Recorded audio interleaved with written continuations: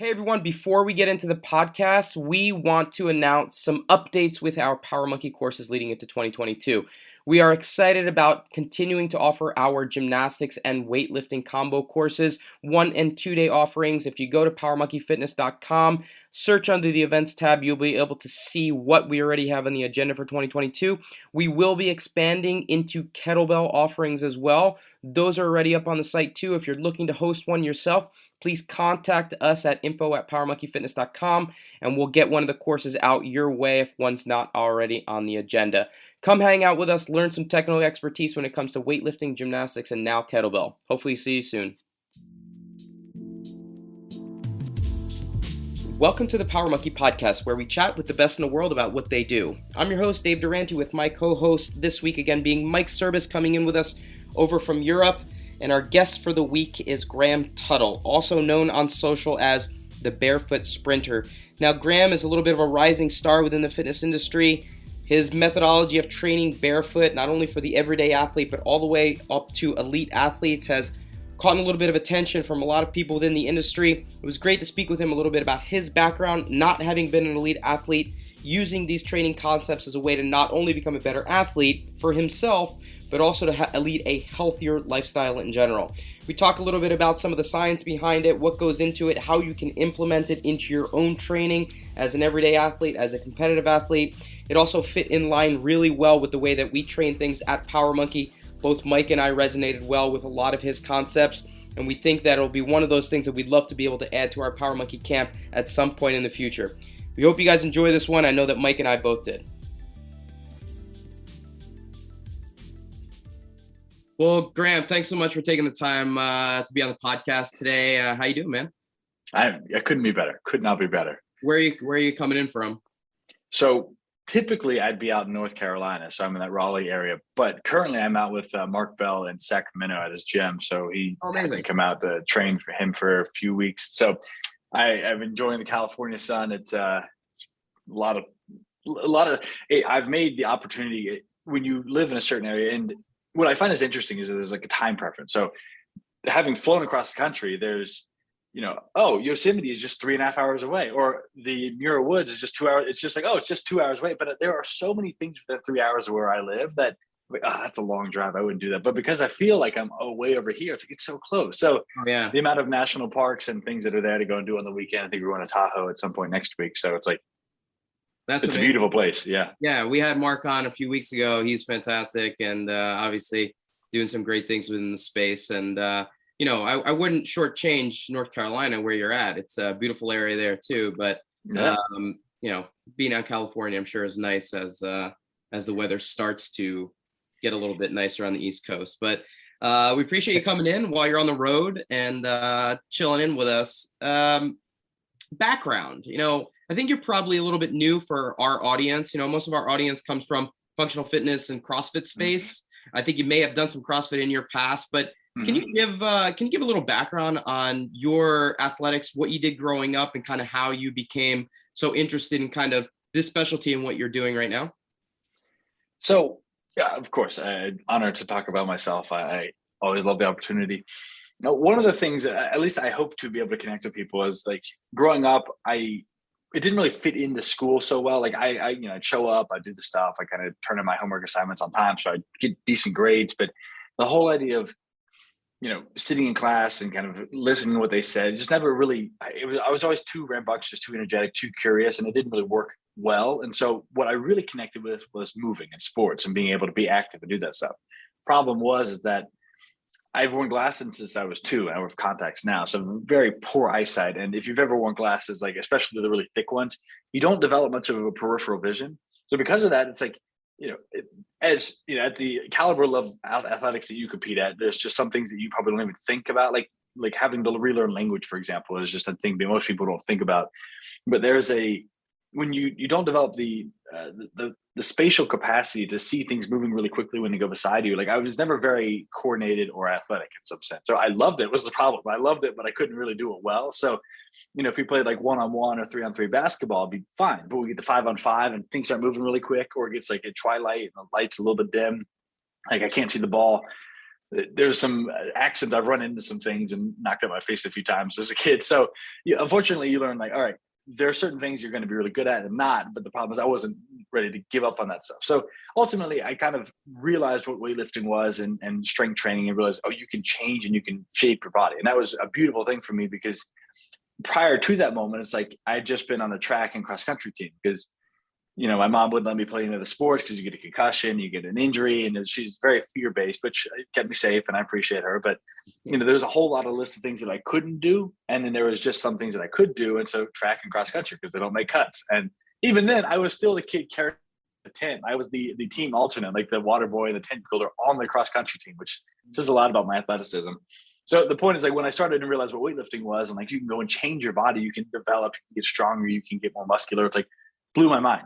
So from that point, I was like, okay, I definitely love this. But the problem is like, I had no idea what to do. So you go to bodybuilding.com or T Nation at the time, because there's things called blogs for the younger audience who doesn't know what that is. It wasn't TikTok and Instagram. So I would just start reading and start watching YouTube videos and just kind of like figure these things out. And I ended up training like a meathead. It was like a lot of muscle, and I kind of go through the phases. So there was bodybuilding, then some powerlifting, then Olympic lifting, and then you get in CrossFit for, like, obviously you start to go one thing the next, a little bit of strongman. You start to go through all these different pieces and you dabble in them all. And because you never actually really stick with the modality, I ended up starting to develop some injuries. So like it started with ankle sprain, then knee tendonitis, then, SI joint dysfunction, low back pain, shoulder dislocation. So my body was falling apart. And at this point, I'm like 21, 22, 23. And I'm like, I don't think I should feel this bad. Like I had to stop. I was doing the squat every day thing is the Bulgarian method, I think, for a little while. Like, you go from, I'll do 5x5, then I'll do the 530 Windler, and then I'll go into like these things. And my body wasn't responding well to it. And so because I'd been in school and didn't really know what to do, I kind of bounced around between physical therapy and potentially being a nurse practitioner and occupational therapy school, medical school. So I ended up taking like 7 anatomy classes and like 9 physiology classes. And so I had this mental map of how the body kind of flowed together. And so in that, I was able to say like, okay, well, let me actually kind of step back. But because I had no like professional, reputation to protect as like a specific type of athlete or a specific type of medical practitioner, I was like, let me try a few of these things. And so I kind of rebuilt my body and healed some of these things. I started with the feet, getting the knees to feel better, the hips, the back, the shoulders. While I was on this kind of pursuit to be more athletic. So I wanted to be able to run. I wanted to be able to jump. I wanted to be able to do the things that athletes could do without having had that kind of pedigree of athleticism growing up. But so that kind of got me to the point where I was able to achieve some level of success, like being somewhat athletic and be able to move while getting it kind of came hand in hand. So my body became more resilient. And then I got, more athletic along the way, being able to kind of understand like, okay, well, this is what it felt like to not be able to do that stuff. And so being able to kind of teach that and coach that, because that's what I was working as a coach and a trainer. So that got to that point. So I don't know, whatever you consider my specialty now, but I'm really passionate about that journey I went on of being awkward, unathletic, and in pain to being somewhat athletic and then, more resilient and more capable. Does that all make sense?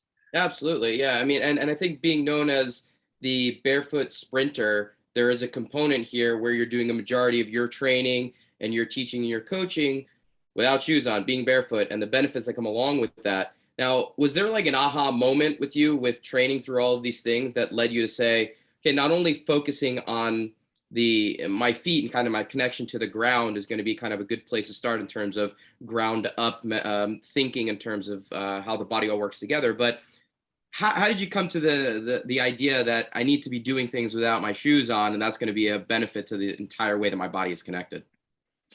Well, the short answer is slowly and awkwardly, because it was, I'd had this really bad ankle sprain my first year of college. And then that kind of led to this thing where, which you don't realize. And so at least the way that I had developed a thought about ankle sprain is, I think most people think about it, is you have an ankle sprain. That just happens, right? You just have this thing. Most people have had ankle sprains, like something that happened to their ankle, their foot. And they kind of, like I do some ankle circles, maybe some physical therapy. And I went to physical therapy at the time. They didn't even take off my shoes. And it was just, I didn't think, I don't know, they're the professionals. What do I know? But my rehab was like 2 or 3 weeks, or I guess like 1 or 2 months later, going out in the field with my buddy throwing a football and like kind of like taking a turn. And I'm like, I guess I'm okay now. It was like, all right.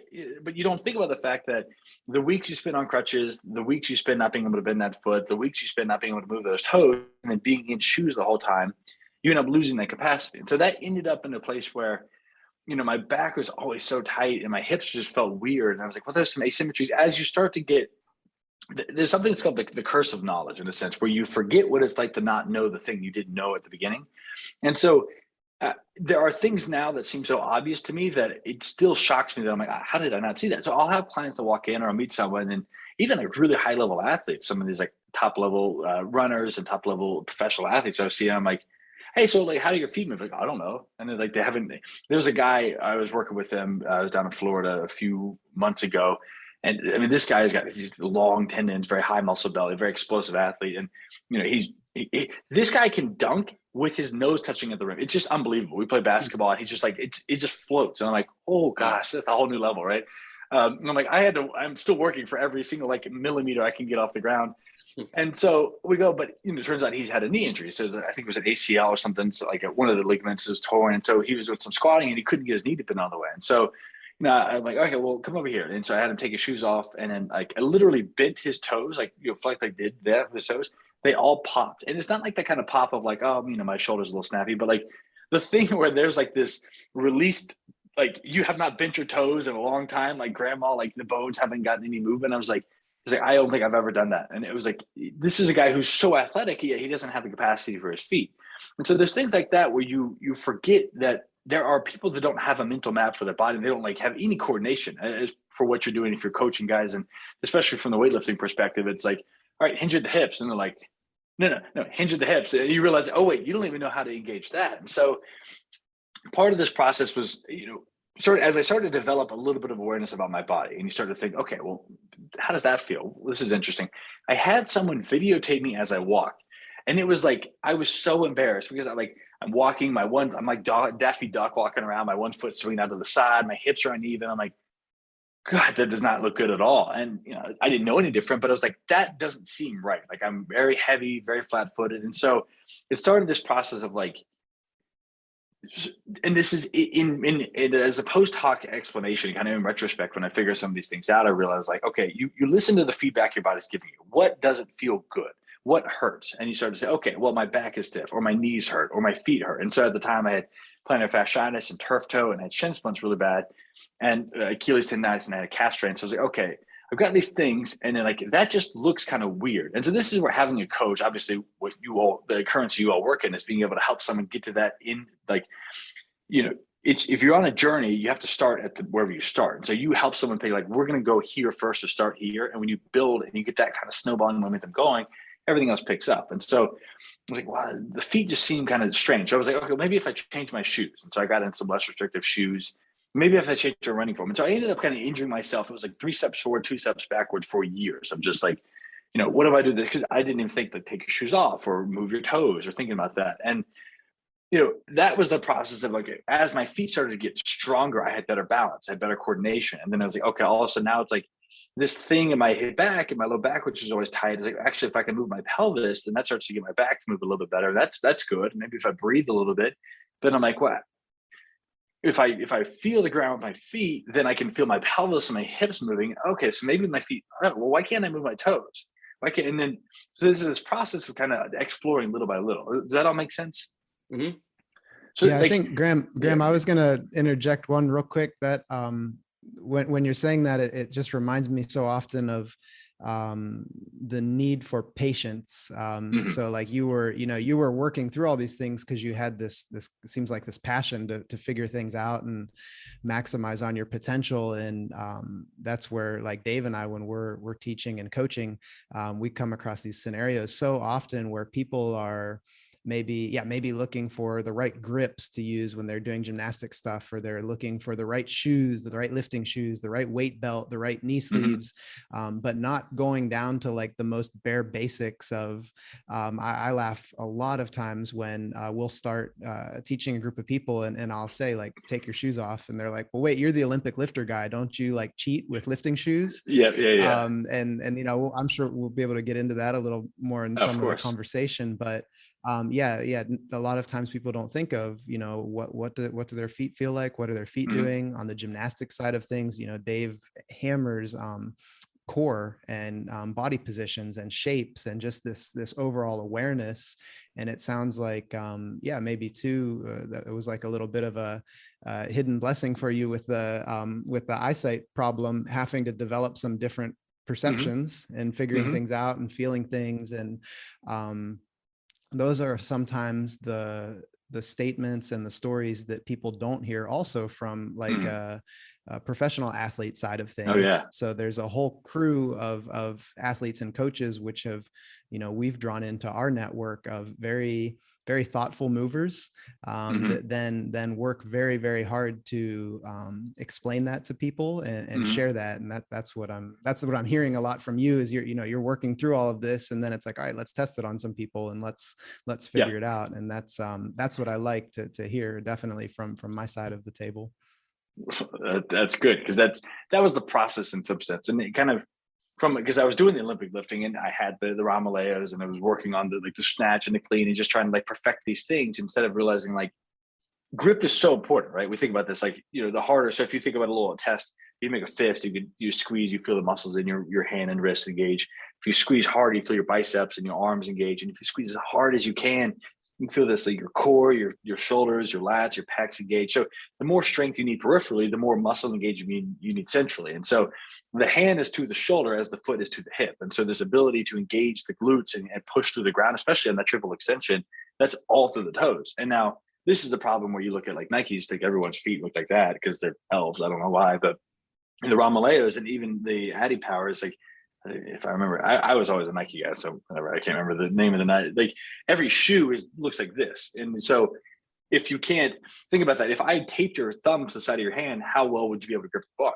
So that's the thing, is like the thumb is to the hand as the big toes to the foot, and that wrapping component. And if you think about the foot, and I geek out on the feet and the hands, because it's like, I think personally, it's like strong hands, strong feet, you have a strong body. Because it's like, we could think about core, you can think about the pelvic floor, you can think all these things, but if you look at the form, right? So if I move like I have some muscle intrinsically in the hand, but the majority of the muscle belly that really makes things happen is in the forearm. But I can't engage that muscle if I don't have the peripheral trigger. So if I can't get the trigger to say this should move, then I miss that. It's no different for the feet. That's why people have tight calves all the time, or they get shin splints, or they're collapsing all the time. And it's like, well, yeah, because you basically took your big toe and smashed it to the side of your foot. And so the fundamentally, the hand and the foot are the same tissue, the same structure. Obviously, they've got different function at this point after millions of years of evolution. The Achilles cord shortening and the plantar fascia stiffening to be able to like stand upright, develop the heel on the ground, put the calcaneus down. But fundamentally, it's the same kind of thing. So what we want to think is that like your foot, your toes have the capacity to cup, and that creates this like dome position, which is basically what the arches do. You got your transverse, your medial longitudinal, your lateral longitudinal that can lift up the bottom, and that works as a spring. So when I hit the ground, I bounce down and bounce back up over. And so if I can't engage that with my feet, if I can't get let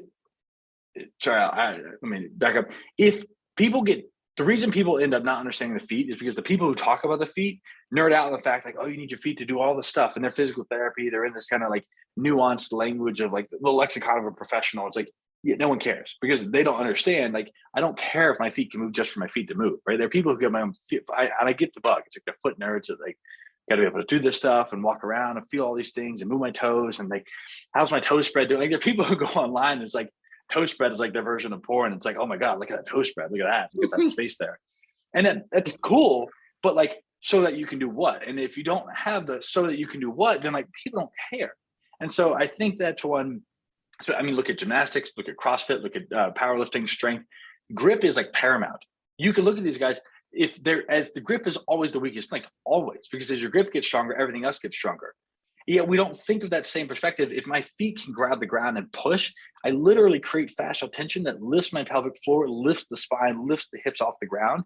And that's what creates this long, strong tendon length. That's what creates that fascial rigidity that I can explode with. And so you look at these quick, explosive athletes that everything feels good. You want to look at CrossFit. What's the biggest thing? You get a big muscle pump and then you go run, you get these like lumbering, meatheads going through with the shoulder strap because they're so muscle dominant, they haven't got the tendons to develop. And so gymnastics, look at these elastic ballistic positions they're going, they're swinging, they're throwing, especially for upper body. They're so, like you can't muscle your way. It's called a muscle up, but in many ways, it's like you have to have resilience in the fascia and the tendons and connective tissue all around that. So the same thing happens with the feet. And when we don't do that because we shove them in the Metcon 7 that is ridiculously overbuilt now, but we shove them in shoes and we kind of train in this shoe, we run in this shoe, and then we get very weak. We don't think about the fact that, hey, that impacts everything else you do. And especially for something like CrossFit or a very multidisciplinary sport, if your feet are fundamentally incapacitated because they've been doing this, you are missing so much. In the same way that if you tried to bench or you tried to grip with oven mitts on or just like that, you're missing all of the texture and the nuance of all the muscles that engage. Calves get tight. That feeds all the pressure to your knees. Then you're not absorbing force. Your VMOs get weak because you're not able to bend the knees because your knees can't go over your toes. Like you lose that force capacity. Your glutes don't get engaged because your big toe can't move. And all of a sudden, it's like my hips are tight, my back is tight, my pelvic floor is weak. All these things, and then you end up blowing out of back or doing something else, and you never think of it as being a foot problem. I have a question for you, Graham. I agree with everything you're saying, and for the athlete out there that might be having some of these peripheral problems because of, habitually wearing these shoes that are cramping their toes together and so forth, would you recommend that they just go straight to barefoot or minimalist shoes, or do you think there needs to be like a weaning off process? Mm-hmm. Since they spent their whole life in this type of shoe that's been limiting them, or are they at risk of injury of just like doing one extreme to the other? Like, what's your thought process there?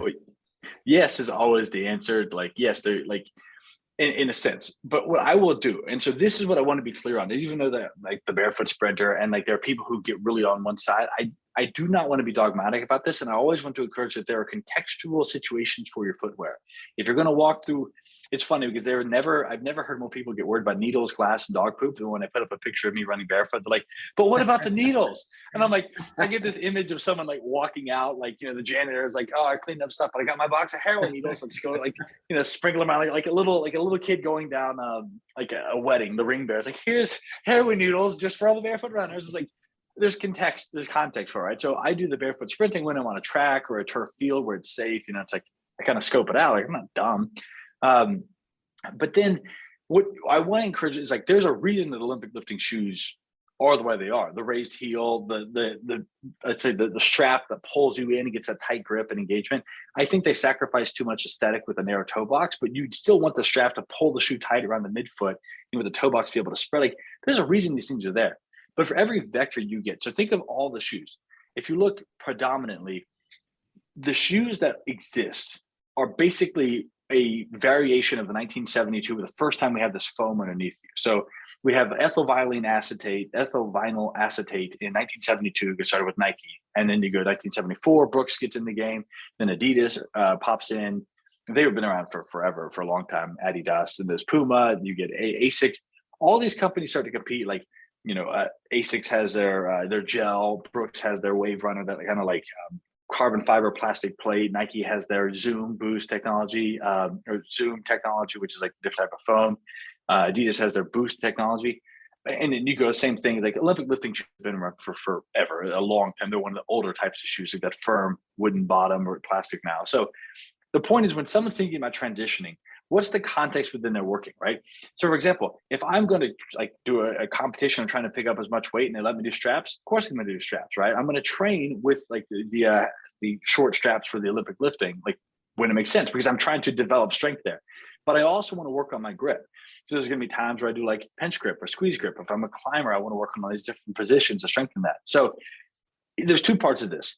If you've always worn gloves your whole life to lift weights, the first time you go lift weights, your skin is not going to have the calluses, the friction, the built up, the density of the actual dermal layers to keep it safe. So there's that part. So if you go do a bunch of stuff, you will get blisters because your skin is just soft as a newborn baby. And so that's part of it. And the other part is you can look at this, the tell for when you're ready to do more stuff.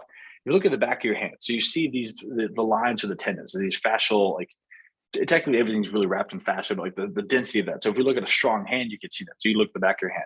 If you look at a foot, it should look the same, especially when there's three big toes. So the pinky, I guess the ring toe, I don't know, the fourth toe and the third toe, you should see these rays, right? You go down that line. So that my left hand's not as strong, and so it's not always coordinated, which is something I'm exploring now is the hands. If you look at your foot and you lift your toes up and you can see that, your feet are strong. If you don't see that and your foot's kind of like a round, pudgy thing with the toes kind of sticking out where the pinky toe's off the ground or the big toe stuck in, You got some work to do. So within that, just like you would work on your grip and develop strength, there's a process of getting into shoes that allow your foot to move freely and give you a little more stimulus, which is great. And I'll go through this 4 layers of shoes I can walk you through. But part and parcel with that, there is, can I move my toes? Can I get some strength in my foot? Just in the same way I'd start. So you do develop it. There is a process where it doesn't have to take long, but there's, that's kind of what I work on, is like I have a 28-day process that helps people do that. But thematically, it's very, very simple. And there's a 5-step process I can walk you through as well. That does that. But ultimately, what you're really looking for is getting enough stimulus and blood flow to the foot that you get the fascia and the connective tissue to remodel. The plantar fascia we all are familiar with. You get that to remodel because that's what forms this strength and resiliency at the tissue of the feet. That's when you're able to jump and run and do all this stuff. Does that make sense? So don't just jump into it, because that was the mistake I made. Is you jump into gym, you're running form, or you jump into new shoes right away. That's how I got plantar fasciitis and turf toe and shin splints real bad, real quick. But if you're patient with it, I mean, we're not in a race. Like, you've lived however many years doing this thing. So if I tell you it takes you 3 to 4 months to fully make this transition, let's just do it the right way. I love hearing this. I come from a sport where shoes are not used at all. Yes. I have not worn shoes, doing gymnastics my entire life. First time I put shoes doing a gymnastics movement when I started doing CrossFit. And, did you feel like it changed anything for you? Not for the better, in the sense that one of the things that I teach people is, when you're learning a particular movement in the gymnastics world, take shoes off automatically. Like, anytime you're learning, it's for different reasons of what you're mentioning. I want people to have a true understanding of what body weight feels like. And anytime you're adding that weight at the end of your lever, doing handstands, doing swinging techniques, it's going to give you a weird feeling, a misconception as to what your body is actually doing. So I think from a body feel and a body awareness standpoint, it really gives people a really poor learning process. But also, like we're talking about, like connection to the ground, my feet being able to dig in. It's something that Mike and Chad talk about endlessly when it comes to the lifting world as well. And it's one of the places that we connect with really well in terms of understanding how to use those things. Like, Mike, you talk so much about the connection of the toes into the ground when you're squatting or when you're lifting, and digging that big toe into the ground to really feel like you're controlling what's happening with the ground rather than just being 2 feet planted. Would you say that, Mike, when you're teaching people how to lift, that you would even recommend taking shoes off? You said you do it yourself, but how do you apply that with the side of it too? Yeah, it's fun. It's fun. It's really fun to listen to you explain everything from your perspective, and how cohesively it fits in with both of our spectrums. And then with what Dave's saying now, like, in gymnastics, you don't wear shoes. And then, of course, if there's a workout in CrossFit and you have to do box jumps and, handstand push-ups, you're not going to take your shoes off in between. So it's practical. You need it, which is what you've said too, like, know the context. And it's the same, but different in weightlifting. So what'll happen a lot of times is I'll get somebody that will say, yeah, I have really tight ankles, so I was told not to wear my lifters ever. So then what happens is they have tight ankles, tight hips, and a tight back. So now everything's tight. And then what ends up happening is I say, no, you should wear your lifters. And actually, let's even elevate your heels some more so that we can get your hips and your knees to understand what full flexion is. And then your upper back and your lower back and your mid back get stronger because they're in appropriate posture. And then little by little, you can maybe do more with less elevation. You can maybe do some things without shoes, not while skipping, all of the foot strengthening drills and doing, barefoot deadlifts and doing, the boring stuff where you have a towel or a TheraBand and you're trying to pull it in with your toes to strengthen your ankle and your foot. But yeah, Dave, to your question, yes and no. So I'm trying to get people to do much more without shoes, except for when they're trying to do technical lifts and to build their capacity and their potential in a squat. So somebody that has a really bad squat should not do a squat in their bare feet, because they're probably going to build more of their bad habits. But they should be doing a lot of prying goblet squats in their bare feet, and a lot of assisted holding onto the rack and pulling themselves into a squat position. And yeah, Graham, I think you would probably love one of the stations that we have at our Power Monkey camp is mobility for weightlifting, and our other weightlifting coach, Chad Vaughn, the whole session is in your bare foot. until it's time to start lifting. And then everybody puts their shoes back on, but they've had almost 90 minutes of like barefoot awareness to see where they're lacking, what they should be doing, like diagnostics. And then when they put their shoes on, immediately they're like, oh, wow, I feel so much more of what's going on. And then even like you were saying, when you're talking about, putting the shoe on and it's squeezing and squishing the foot. I think I was so lucky when I started weightlifting, we always got hand-me-downs. So I started lifting when I was 11, and I got my cousin's old lifting shoes that were from the 1970s. They were like, I could only lift in them because if I tried to walk in them, they would almost fall off. So the only thing that like kept me grounded was that center strap. I would strap that on as tight as I could. It actually like lifted my arch up a little bit and helped like ground me into the platform. So then I was familiar with that, and I hated getting new lifting shoes. I would wear the same. I wore the same lifting shoes for like 15 years, and I would get a new pair, and I think, oh, these are tight, and I can't feel anything. I'm putting my old ones back on. So yeah, there's a lot of these probably little details and stories and nuances that a lot of people don't hear until you have conversations like this to dig a little deeper. One of the things I think is valuable from a perspective of like, because when you have this conversation, like once you are aware of it, it's like, yeah, like is grip important to you as a lifter or as an athlete? Like, well, yeah. So it's pretty easy to go that bridge, right? But you start to think about like there is a weird kind of obsession about feet, both from people either like really are off about it or really on about it in kind of a weird way. But like there's the on about it, the obsessive about the shoes as well. And so what do you put on your feet? What do you do this stuff? And it's an interesting relationship we have with the feet. I think historically that would come from like if you have healthy feet, you have a healthy body, you can run and jump and move. One of the things that it's like defanging this prospect of like people fundamentally have been taught in the last 50 years, it's 2 generations, the last 50 years, that your feet are weak, fragile, and are not capable of existing. But it wasn't too long ago that the video of the Maasai jumpers bouncing around, like, going like 30 inches off the ground. It was like a bunch of people put that stuff up there. It's like, they're all barefoot. And if you think about it, there are billions of people right now who don't have shoes and that grow up or they're minimally wear shoes. It's just a very like rare thing, either for temperature or for protection, just for like sharp objects and stuff. But the feet are fundamentally really, really strong. And so the thing is that people can look at the shoe can offer like track spikes, for example, when you're jumping, cleats when you're playing a field sport and your agility, weightlifting shoes when you're about to get underway, trying to maintain that upward torso position and the leverages. Like shoes can add to it, but you will never be, if the stronger your feet are, it's like the stronger your grip is. You can add to something. So you can never, the biggest issue is when people expect a shoe to do something that their foot can't. And if your foot can't do it, you're just bypassing that, which is going to create an injury somewhere else because you're going through the kind of like saying, yeah, I know my car is like, my tires are really, really thin, but like everything else is good. It's like, yeah, but because your tires are thin, you're going to, or like they're about to pop, you're going to fly off the road and crash a car, something like that, or something else has to work to make up for that. So if you're not paying attention to the little things, the nuanced movements and capacities you have at these, like your foot is your connection to the ground. It is how you balance. And so exactly what Dave was saying, is like when you balance and you engage and you feel this, like when you teach people to do handstanding, hand balancing, you teach them to, for the first time ever, feel into their fingers, like feel your weight shift. Now, if you think about that from a foot, you single leg and just balance, you literally turn your body on and you create this connection. And if you skip that part, you're setting yourself up for a bigger injury. So people that want to go like as the barefoot sprinter, but it's like, that's just an example of like, I perceive sprinting and jumping to be like the highest form of expression of athleticism. So like just in many capacities, but like if you can go and sprint and do this barefoot, it's like, that means your body is if you can sprint 100%, a lot of things are working along the way, right? So there's a lot of things. It doesn't mean it's the best. It's just like as a demonstration of like what will people do is like, if I can sprint, it means my hamstrings are working, my knees are functioning, my feet are engaged, my shoulders are fluid and mobile, my spine can move, I can breathe. All these things are there. So if you skip the little things and you jump to the big stuff, that's when you end up in these bigger, more catastrophic injuries. So I think it matters a lot. And as you just talking about with Chad, it's like, it's not like you have to change everything about yourself. There's a time and a place for lifting belts. There's a time and a place for straps or for weightlifting shoes, for all this stuff. They're amazing things that are great technologies.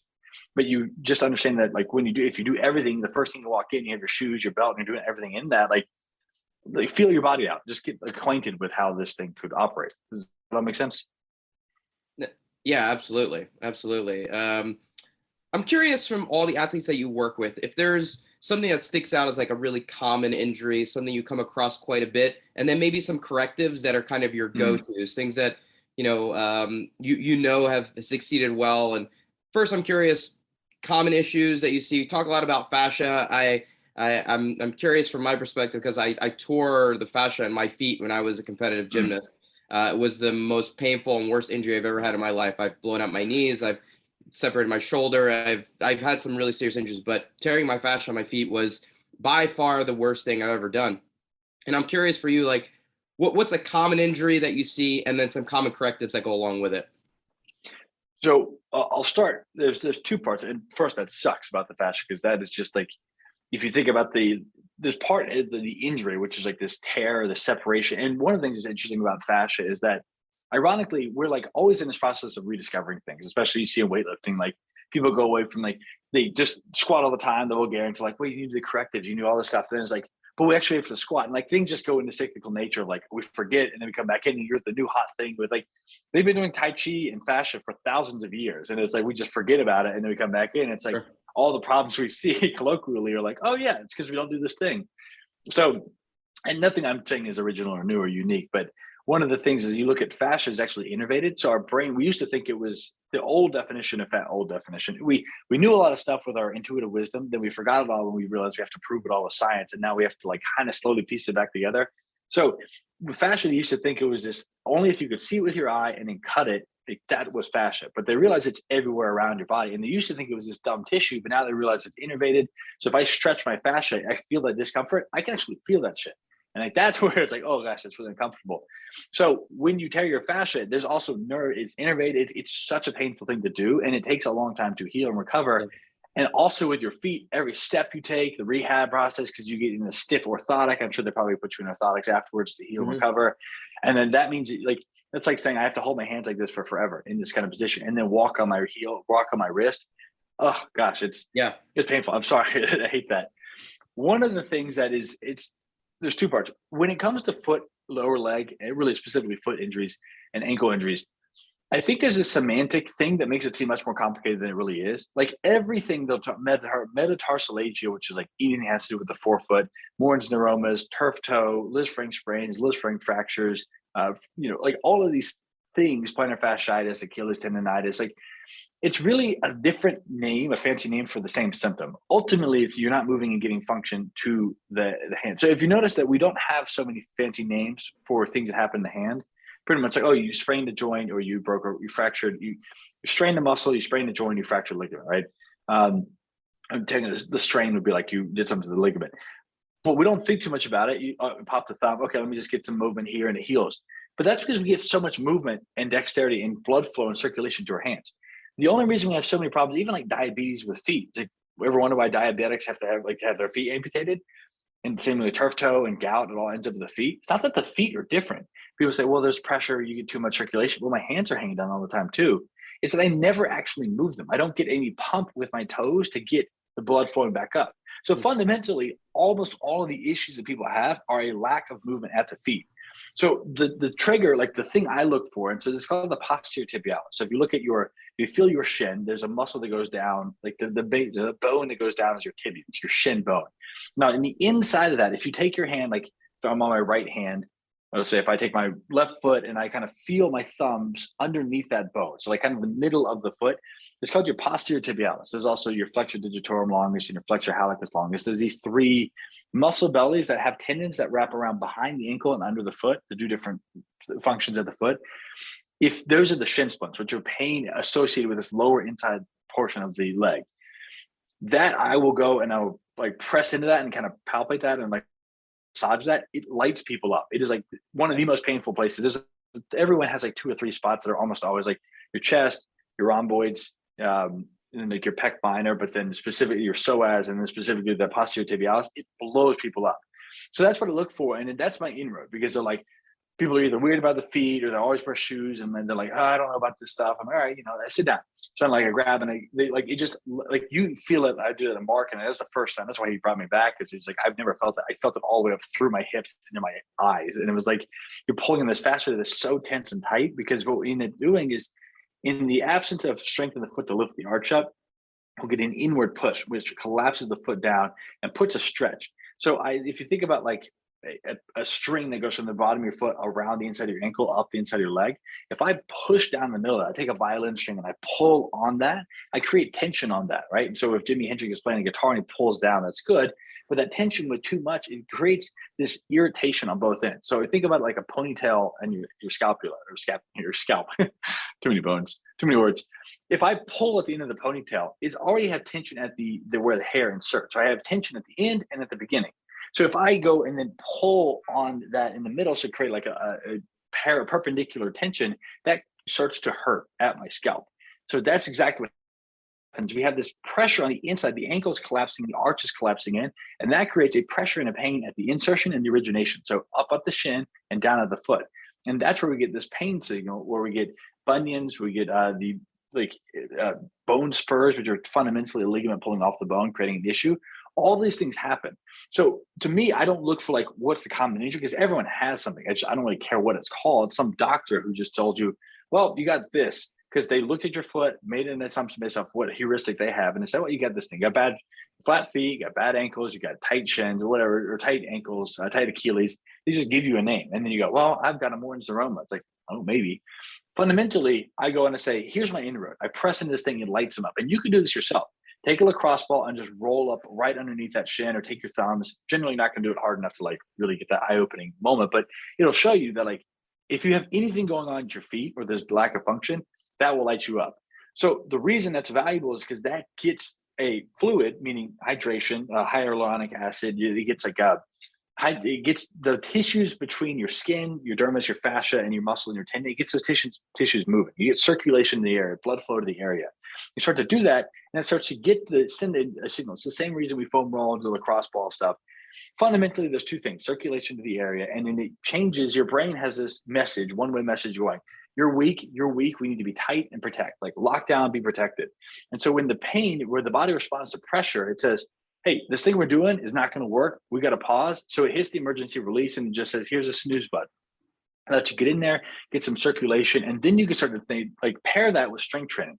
When it comes to the foot, it's no different than the hands. If I do some stuff at your forearm to work on, you probably have guys with and ladies with elbow pain and for problems with the forearm and the wrist, and they get some of these positions. Especially, the only time I really hurt my wrist, I was doing a clean and like kicked the ground on accident and got caught with the bar into the bar, wrist, elbow, knee, one line, and just fractured something in there. But fundamentally, it's like you do some work here to get in and open up space. Then you have to get into grip work. And the same thing happens with their feet. You get in there, you can do some manual work. And this is the 5-step process I do to fix feet. Start one is get the toes to move. So it's called the hand-foot glove. You take your feet, you take your hand, do this. If you're driving, just put a Tesla self-driving on while you're doing this. But you take your fingers and you work it between your toes, and you just start. It's called the hand-foot glove. It will be painful at first because you probably, if your toes have not spread, you have to like force your way in there. You may have to just go one finger at a time, or use some lotion or some baby oil or something to get in there. But you're differentiating the toes and starting to get the tissue to move. In between the bones of the foot, same thing with the hand. In between those, we actually have tissue that gets calcified by things called fibroblasts that actually go in and they harden that tissue. So over time, what would be a pliable hand that can move and adjust and grip in different positions, a pliable foot would be able to hit the ground at different angles, different textures, gradients, temperatures, densities, and be able to adjust. And all these there's 26 bones in the foot. All these different things will be able to adjust and be pliable. But over time, without any movement or being shoved in the shoes, we get literal calcification happens. And then instead of being able to move these metatarsal rays independently, we end up getting stiff. And so that creates this thing where just starting with the toes and getting some motion. This is where toe spreaders are coming to play. They can be helpful maybe for 20, 30 minutes a day, but literally nothing is effective as the physical touch, the proprioceptive feedback you get from working your fingers in between the joints while you're watching TV at night, just get in the habit of doing that. It will blow your mind how painful it is at first, how good it feels when you finish, and how quickly you see results. I've had people that use toe spacers for forever and saw more results doing that. Like I've never used them before, but that's been amazing. That's how long do you recommend doing that for someone on a daily basis? I think that whenever you do, so it's kind of like the skill acquisition. I think you can either just spend and do like accumulating 5 to 10 minutes a day. Just even 5 minutes a day would be amazing. Even 1 minute a day will blow your mind how easy it is. Just the first step of going through that. I personally like the idea of like when you're sitting down, if you're sitting down, listening to something, reading something, whatever, watching TV, just just get in the habit of like doing that a few minutes a day, just like 2 minutes spreading throughout the day. Because I think that like the same thing with like, I think that's most of the reason that people do the Olympic training with like so many frequented practices throughout the day. They go lift, they squat, they clean, they go back, do it again. And you see a lot of like the Bulgarian method. I think if I'm speaking correctly, they have like multiple sessions a day. Part of that is the skill acquisition, right? So we do this thing, we take a break, we do this thing, we take a break. And so the intercession is what your body starts to learn. So as a base thing, I want to make it very accessible. If you just start with a minute a day each foot will be amazing. 5 minutes would be like world class. And you'll see that, because that's really just a like gets you in the door. Because once you can start to get those toes moving, just like your hands, I don't have to do that for my hands, right? Because I can now engage and move those tissues. But the first step is I have to actually get circulation and blood flow to the muscles and the bones and the fascia in between this to be able to move it to begin with. So once I can do that, now my feet can do it themselves. And that's the beauty of this process. I really want to be very clear with this, is like, this is not my method. This is not my like certified course that like I'm put it behind a closed door. Like, this is so accessible for people that I just want to feel confident, like, hey, go and do this stuff. And when you do get over the first hump, then your feet become a snowballing thing. Like your grip gets stronger the more you use your hands. Your feet get stronger the more you use them. But for people, there's a turning on process that's part and parcel to this. The next piece is that's like the most challenging. Once you get that, you're like, oh, this feels good. I call this the big toe thumbs up as phase 2. So this is a fundamental position. We all like this position, right? Thumb extended, fingers flexed. Now you can do that same thing with your toes. And this is the marker of how well you can do it. If you can give me a big toe thumbs up, which is I flex all my toes and I extend my thumb, what that means is I've differentiated the thumb from the rest of the foot. Okay. So we don't need the thumb to wrap in a sense like that, because obviously that's not the function we have now. We don't have to grip things and hang on it, but we need the thumb to be able to abduct and create space. Because if I can't spread the thumb, if I can't spread the toe, the big toe, I can't lift, I can't push in the ground, I can't lift off the ground, I can't create that arch, and I can't create that fascial line all the way up from the body. That's where you get this big toe extension. And the big toe, like, as you push in a flexion, it gets the glutes engaged for triple extension. If you're jumping, if you're sprinting, if you're lifting weights, that's huge. So I simply take one hand, I would wrap my right hand around my left foot to pull it down. And then, well, maybe I have it backwards, but you wrap one hand to pull the toes down. The other hand, you just start to use your thumb like a joystick. You just pull and you rotate. And you're basically pulling that across. And so you can start to actively get your thumb, your big toe, to resist this motion. But ultimately, you want to be able to pull and get that big toe to extend. When you will cramp when you do that, like the first time. So you hold the toes down and you can let go and try to actively get in that position with your big toe extended, your toes flexed. That's a big thing. So that's step 2. Wait, step before 3 you go on, how many of you guys were doing that as he was explaining it, and how many were? I already wanted to ask that. I was going to say all 3 of us were doing that. Graham. I was doing it, and well, I was trying to do it. I was unsuccessful at doing it.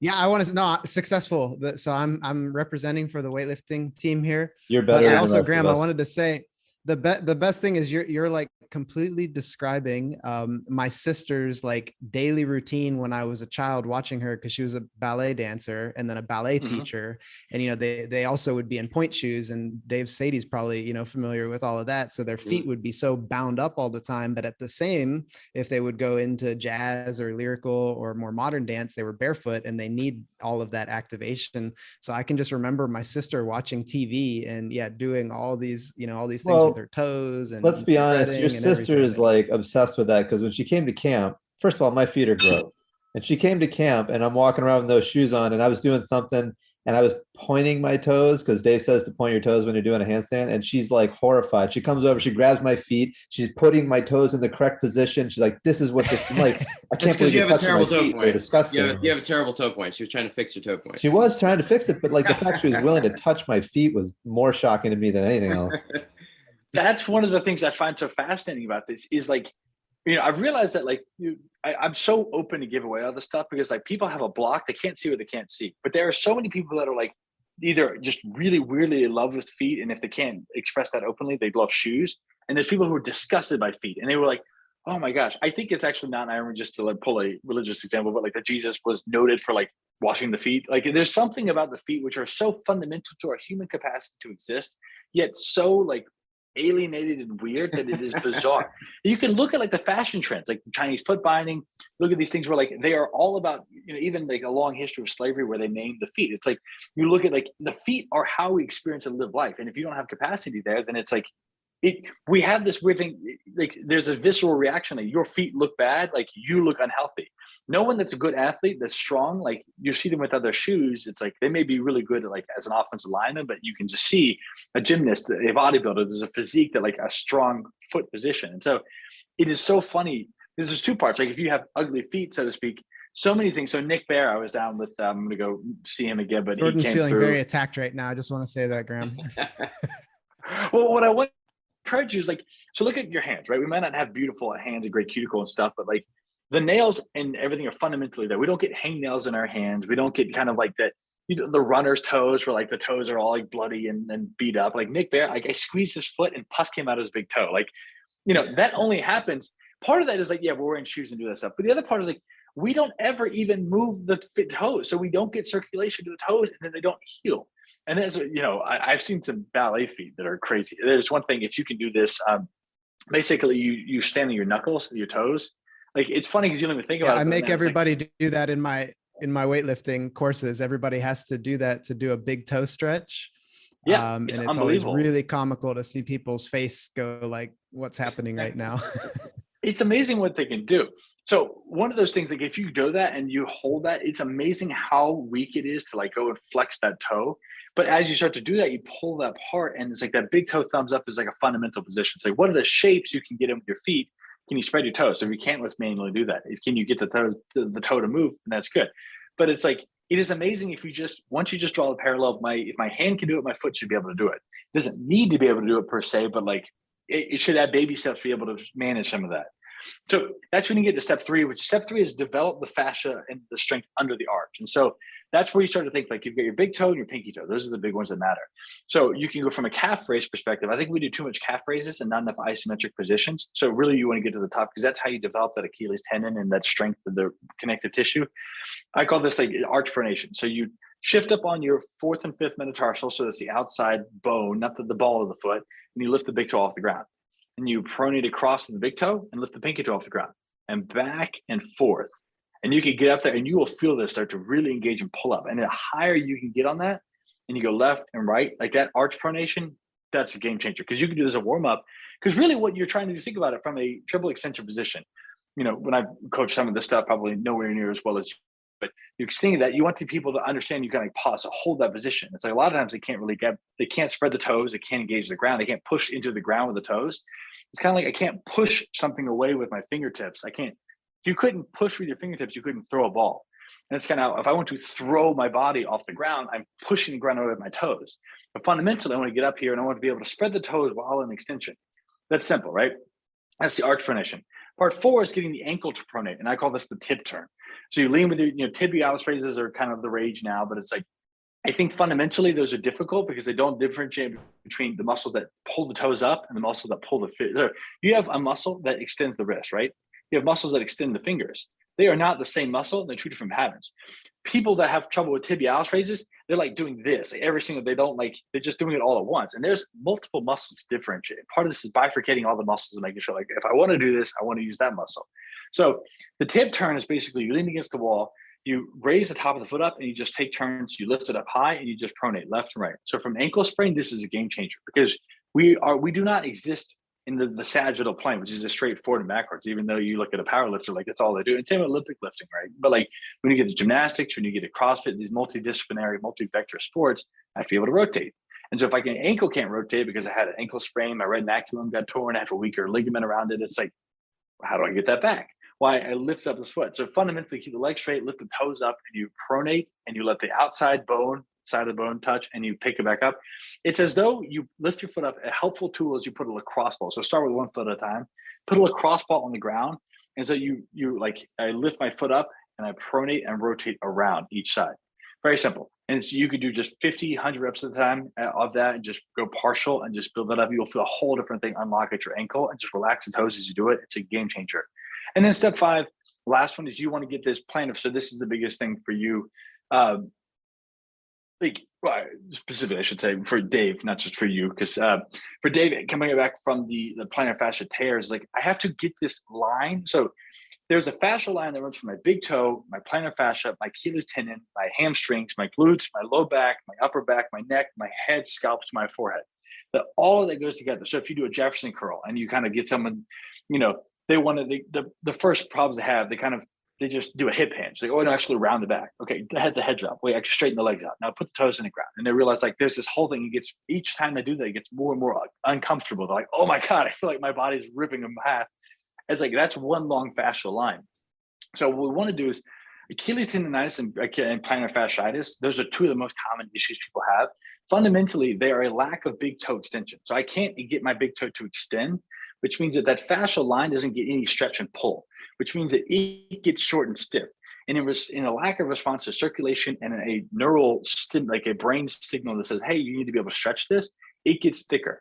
In cadaver studies, and cadaver studies are only as useful as we like dead people, but it's still helpful as a correlating inference.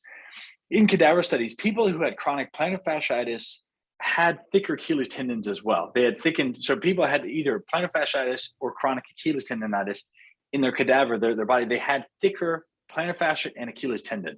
You might think, well, that's good. They've got stronger ones. No, it's thick because the fibroblast continue to lay down more and more connective tissue and make it stiffer and less dense.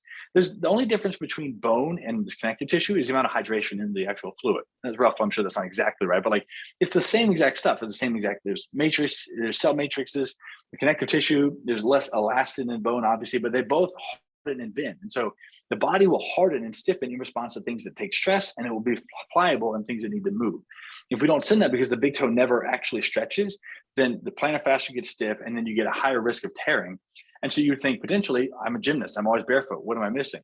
Some of the shapes we're in all the time where you're doing like these bouncing and these stiffness positions, but you might not be in this like full open up position, and then also working other things. I'd be interested if there were some other injuries you had that led to it before plantar fascia. Mine was an acute. I fell on a concrete apparatus and it just shattered it. So it wasn't something that happened over time. It was a one time. Generally is. Did you have injuries like any aches and pains in the knees, hips, hamstrings, back before that? All of the above. Should keep going. Sorry. Yeah, just my feet in general have been issues over the years. I've broken my ankles many times. I had severe shin splints. I have just weak ankles in general. Fallen arches. My arches have always been like a significant issue. And they thought I broke both of my heels, my calcaneus, with that fall as well. So it's always been kind of an issue. But injuries in gymnastics are pretty common. This is something I think about a lot. So just being an outsider and having no like actual skill set, I look at this and I'm like, there are different domains. You look at gymnasts and then track specifically, swimming and wrestling, that like they like to keep everything in house. Like there's not many gymnasts you go to coach like, oh, well, would you do any strength training? Oh, we do the stuff we need to do. And they like same with track. It's like these there's the cultural history of like, we do everything in house. Therefore we don't really like to bring out like, massage therapy or cupping or something, that we should be able to just do this. And it's kind of like there's some old school hard coaches that do that. So again, having been successful and like elite level at none of these, I say that, which is obviously take that with a very amateur, like a external objective grain of salt. But I always wonder, it's like, you start to look at these things when you're in these shapes over and over and over again. There's the diet and the nutrition in terms of like how well you're supporting the recovery of these tissues. There's the potential of quote unquote overtraining, which I don't think overtraining is as much of a thing as under like not getting enough nutrition, not getting enough sleep to hydration to recover. But anyways, you see these things that it starts with one thing. It could be the feet, it could be the hips, something starts, and then you get any point in this fascial line. Because you would think of all the people who would be injury resilient and bulletproof, I would vote gymnasts. Be like, hey, these are the people that like if I had to pick one school of training to live in, you would be good. That's the clip we're going to use for the podcast right there. You would think though, because if I look at this as a domain, I think the decathlete and the gymnast have the most complete training, and the wrestler potential, like they have the most complete training thing. But you can say, if you make the argument that the injury rate of any given discipline is proportionate to the completeness of that training, that perspective, you would like to think that like the more complete it is, the less injuries it have, right? So you get something like potentially Olympic lifting, which is very one specific thing, would have more injuries. And maybe there's the opposite, which is the more variation you have, the more injuries you have, but the less variation you have, the more you're in the specific thing. I don't know. But it seems to be that the more consistent a discipline, like running has the highest injury rate per capita of people that do it anything else, even just general, like general population runners, they're like over 50% rate every year going to have a significant injury. And it's like, okay, all they do is just go run. So then I'm like, where are the things that are weakening? Because to me, I look at the perspective of like, we're only 2 or 3 people away from, maybe a few people away from being where an injury would put you at serious risk of being alive and healthy. And you think about it, the body hasn't had the thousands of years of evolution to get away from like naturally selecting for resilient people. So when I'm like, Achilles tear should never happen, because if you tear an Achilles at any point in time, and before 1,000 years ago, you're dead. You are done. It's like you don't have the chance. There's no one to protect you. You have to walk. You have to carry. You have to go do this stuff. So it's like of all the things the body has to get right, and Achilles would be really, really important. It's so common for Achilles tendonitis and Achilles tears. I'm like, something must be missing today, because it's the other side of that is saying, well, the body's just fragile. It's just genetics. It is what it is. I'm sorry, buddy. Here's your pronation control shoes and your orthotic. But that wasn't around 50 years ago. So then I'm like, something must be happening today, because we don't have the capacity. We're not, maybe if this is 20,000 years from now, we've all become mush bags and like Wally that roll around in our, floating wheelchairs, maybe. But like, we're still we're descendants of some pretty badass people. And so it's not our bodies. Something's going on. So then I'm saying, well, we're training, we're moving. And so gymnastics would be a very complete thing. So why are they still having injuries? Maybe it's the nutrition, maybe it's the recovery, but maybe it's like there's some piece that's not there. Because someone at a high level, I'm like, I would just like to come in and say, oh, you have all your shit together. But it's like, you have these kind of injuries. And I'm like, that just gets my brain thinking, there must be something missing. So now I'm looking at what are they not doing? I think you're right. And it's one of the things that we've tried to, as Power Monkey, try to identify a little bit more. And it's one of the reasons why I think we've succeeded in some ways, being that we've taken things from the Olympic weightlifting world, and we've taken things from the kettlebell world and from our other elite coaches and tried to implement it and kind of cross our methodologies a little bit. And now we're seeing some of our PTs that we work with a lot, somebody like a Dave Tilley that works a lot on the gymnastics side, but starts to pull things from the endurance world and pull things from the kettlebell weightlifting world and apply it to the next generation of gymnasts, so that it's not all in-house the way that you had mentioned. Yeah. A lot of weightlifting, Mike, you can comment on this, but I know it doesn't happen in gymnastics too, that we're so used to doing what the previous generation did, because it's like, you move away from that. Why would we move away from it? It clearly has succeeded. It's led to medals. It's led to success. It's led to gymnasts being better at what they do. But is that the best route? Can we prevent injury? Can we create athletes that have shelf lives that are longer than for females till 18 or for males till mid-20s? Is it possible to be a 30-year-old gymnast and still be able to perform? So I think you're exactly right. And we've had a mentality that hasn't allowed us to accept the fact that other disciplines actually can benefit the specialty of gymnastics, specialty of weightlifting, something like that. Yeah. And that's when, like, if there was one thing I have any capacity to bring, I find it amazing to have anything to add at all, because like just being someone that's curious and just a normal person, like, oh, this is interesting. And I ask those questions. I'm like, but you're the expert. Like, why do I know something? Why am I seeing something that otherwise isn't there?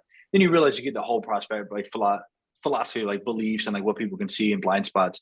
But I was out, I was at their UC Davis, University of California, Davis here, and their track team is out there. And I'm out there in the space of one workout. There's this heptathletes are training, and 2 of them got injured in the same workout. And I ended up just like going over and talking to them. I'm like, why are you letting me talk to them? I'm just a random guy here working out. But the point is, I'm watching the guy that's coaching the javelin, and he's obviously got more experience than me, but he's teaching him to throw, and like the arm is spinning. And I'm like, if what I know about the fascia, you would want like a baseball, like it's just an interesting thing. I'm like, I want to learn all these things, but like when something doesn't square, I'm like, well, maybe we can explore some of this stuff.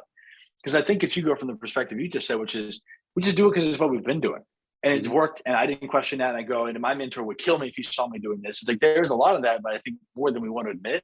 But when someone's humble enough to say, oh, all right, this is interesting, let me try some of this stuff, which is obviously what you're doing, you see a lot of success. And I just think people should be not as hurt as they are, more athletic than they are, and it should be much easier than it is, to maintain that. Because that's, of all the things our body should get right, just being athletic, meaning like physically capable, it seems to be like, it's pretty like eyes, like a brain that works, a digestive system that works, and a body that doesn't break. Like those seem to be pretty much like, you don't get to mess that up. Like, but we seem to be messing all of that up now. So I could talk for hours. I love it. No, absolutely. This is all awesome stuff. And I appreciate that we're aligning on a lot of the conversation pieces here. We're coming, we're over our hour, and I want to, I know you got busy stuff going on and appreciate your time, but there's one other question I want to ask before we jump out, and, I'll let Mike jump in here as well. But for the everyday athlete, for the person who wants to apply these things, Most of the people, again, that we work with are doing CrossFit. They're doing an hour of, a watt each day. What's realistic in terms of your approach here?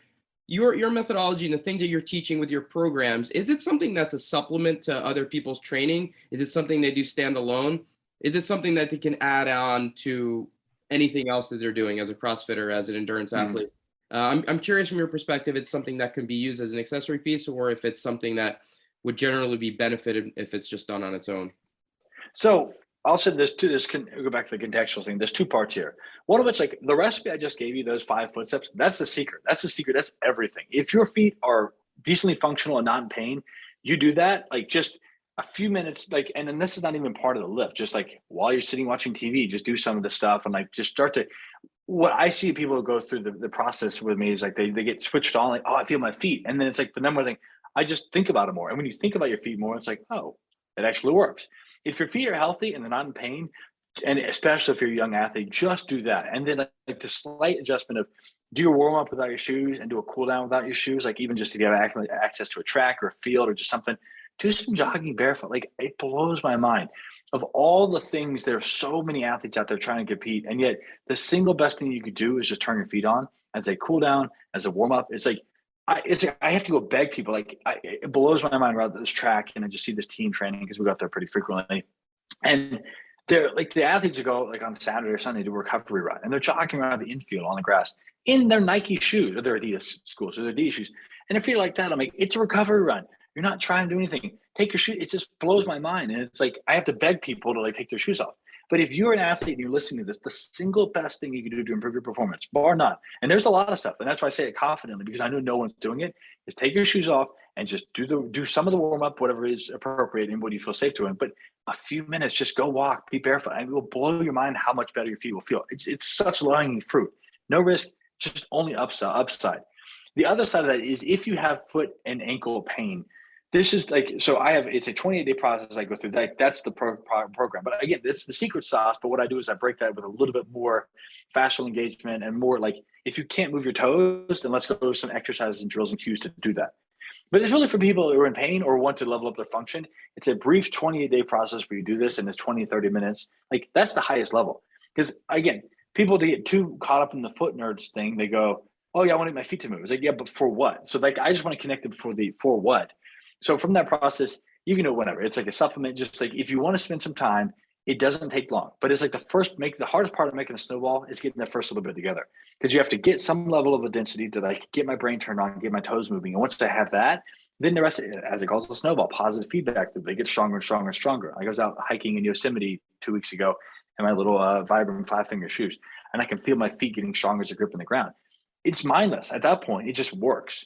But sometimes getting over that initial hump, having someone that can believe in you, having a group that does it with you, having a structured program that works, that's really what I provide in that level. But everything else is like, if I get people to turn their feet on, like that's for me, that's all I want in that sense. So does that make sense to answer the question? Absolutely. That was great. I just want to like empower people that it's really, really, really, really simple. Like your body should be really, really, really simple. If you want to be elite and world class at this stuff, it can get pretty complicated, but like being healthy, not being in pain, and being able to do the basics of athleticism, it should be really simple because people have been doing it for longer than the internet's been around. So, it's something that you can't. Here's the thing.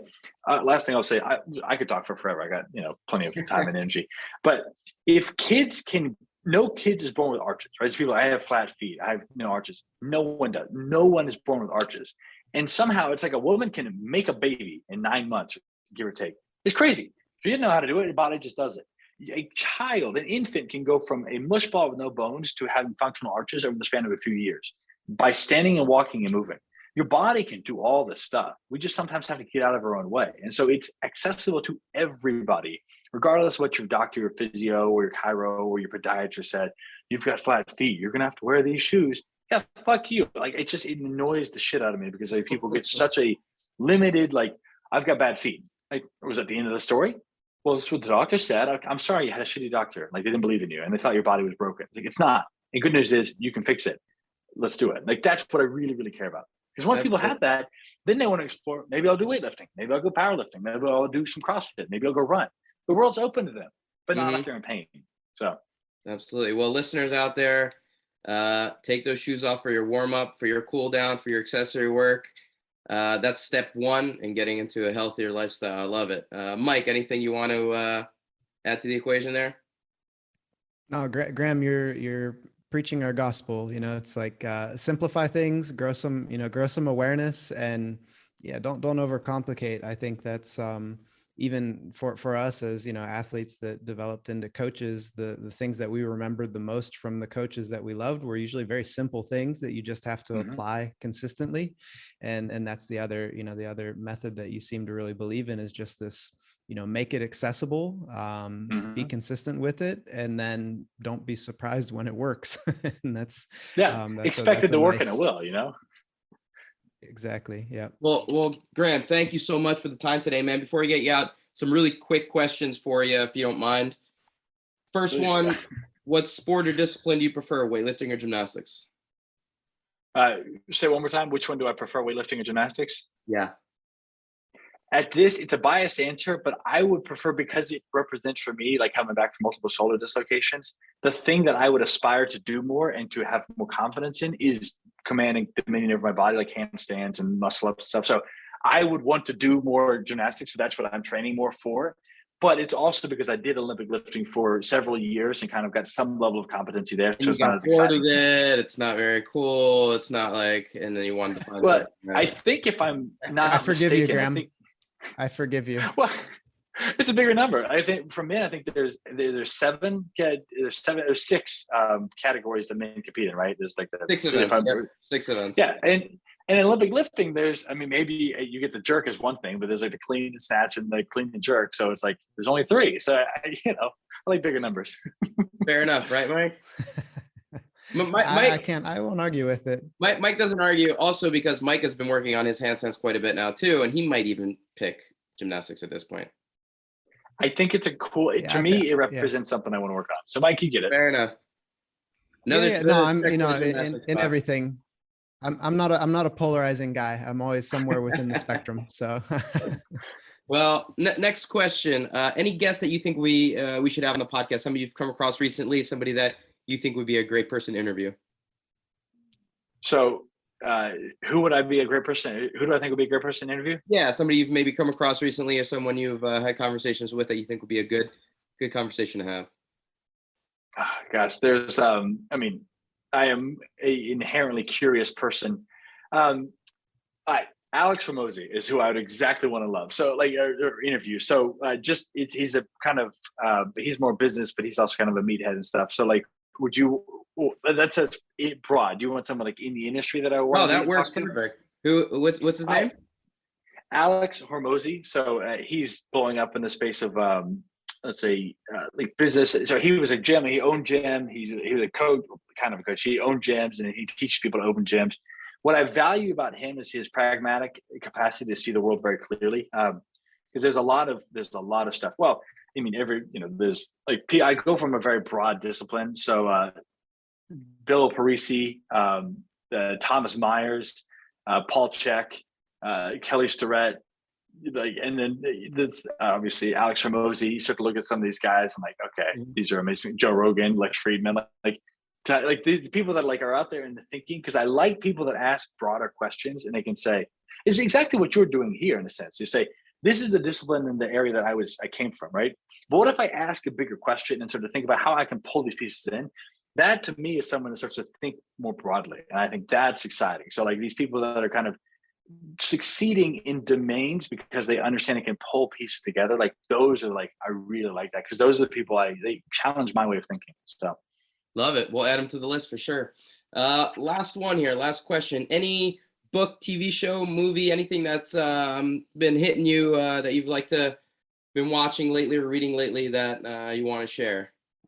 This is probably the lame answer, because as I get more as opportunities start to open up more, I realize from making this program better or being able to travel and meet people, I haven't watched TV in, I don't know, months. I did watch the Spider-Man No Way Home and whatever, which I enjoyed a lot. But what I end up doing is at night, I go and I find either lectures on fascia or I watch one How to Live a Successful Life. I'm watching one sign, like how to write, how to speak. Like those are what I sit and watch. Like there's these YouTube lectures from these brilliant professors, and they kind of talk about that stuff. So from a fun answer side, like the last TV show I watched was Game of Thrones, which is amazing. But then it's like you kind of get busy doing some of the stuff. But Spider-Man was really good. If you haven't seen it, right. I enjoyed that a lot. Yeah, we're comic book fans over here, so definitely that went to the list too. A note on that, since you're comic book fans, because I was thinking about this. It's like the archetypes of the comic book characters, like the Hulk in a sense, like it's what I think is fascinating is like if you can watch it and enjoy the actual sheer theatrics and the character development stuff, but there's almost always this like everyone has a superhero they connect with at some level. Like if it's the Hulk, it's like I have this danger in me that you wouldn't like me when I'm angry. Spider-Man is like this great power comes great responsibility. This kind of aloof guy that like is otherwise nerdy and is unassuming, but then has this amazing ability to go do something. But he's like fighting with this, like the pressures of this responsibility with who he wants to be, introvert that actually is an extrovert.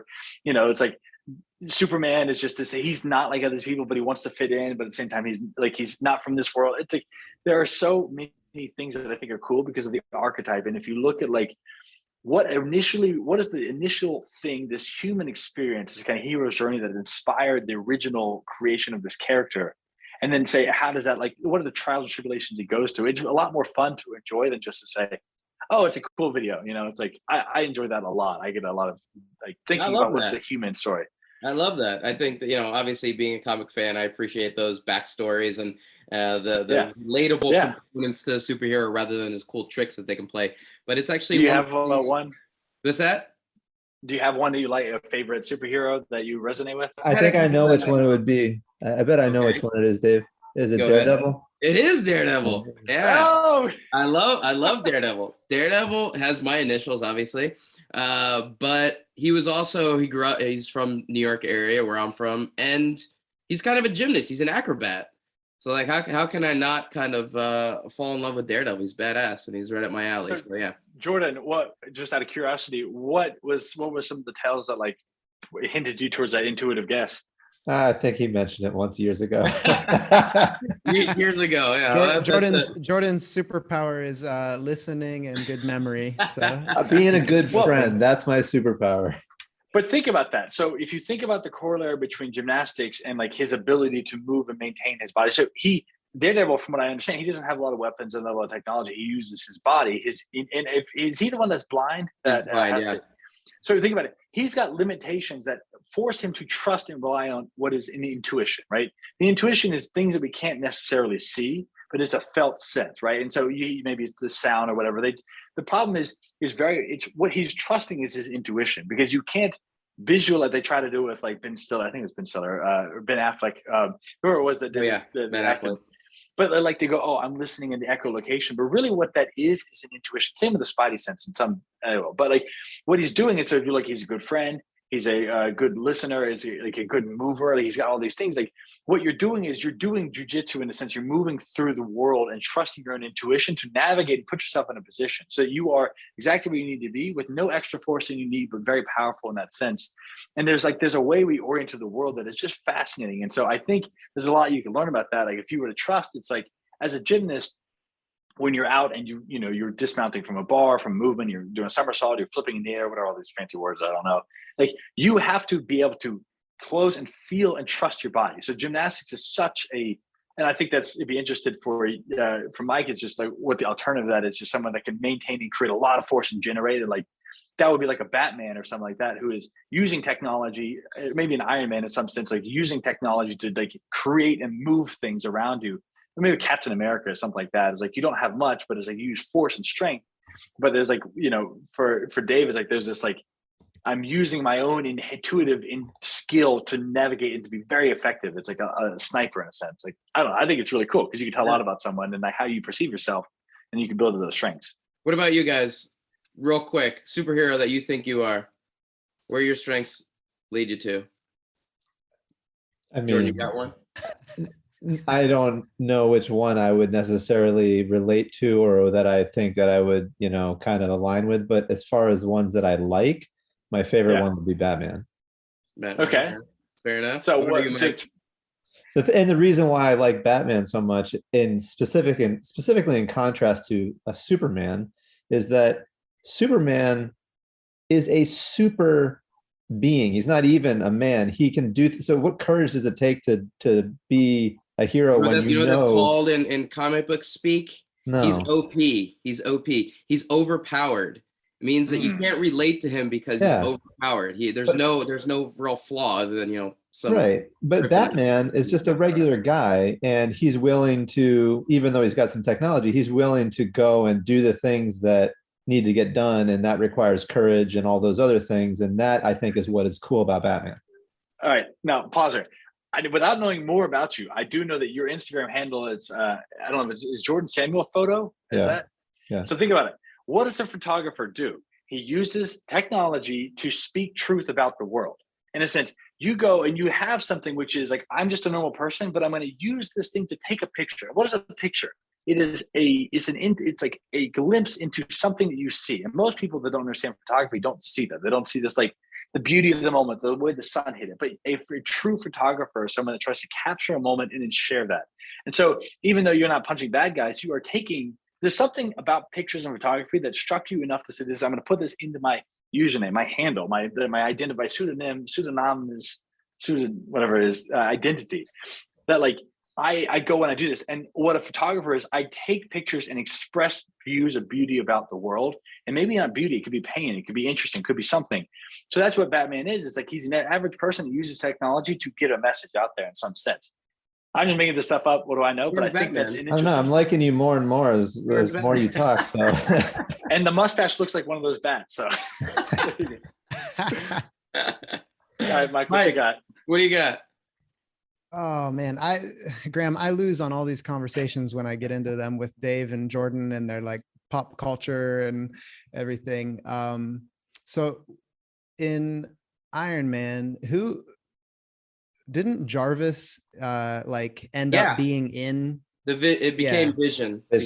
Vision. Yeah. So if I wanted to be someone, I think I would want to be Vision. He seems like a pretty empathic, would just, I don't know. He seems to be maybe the most self-aware of all the characters of all the movies that I've seen. And he's not even a real thing. I don't know if empathic is the word I would use to describe him. He's definitely the most self-aware, and he does what is. I think he is. He does what's right based on what makes sense in the greater picture, not on what somebody might. I think that's feel the best empathy that you could have. All right, then I love it, Mike. I will say universal empath. Vision is a good one for you. It's a good one.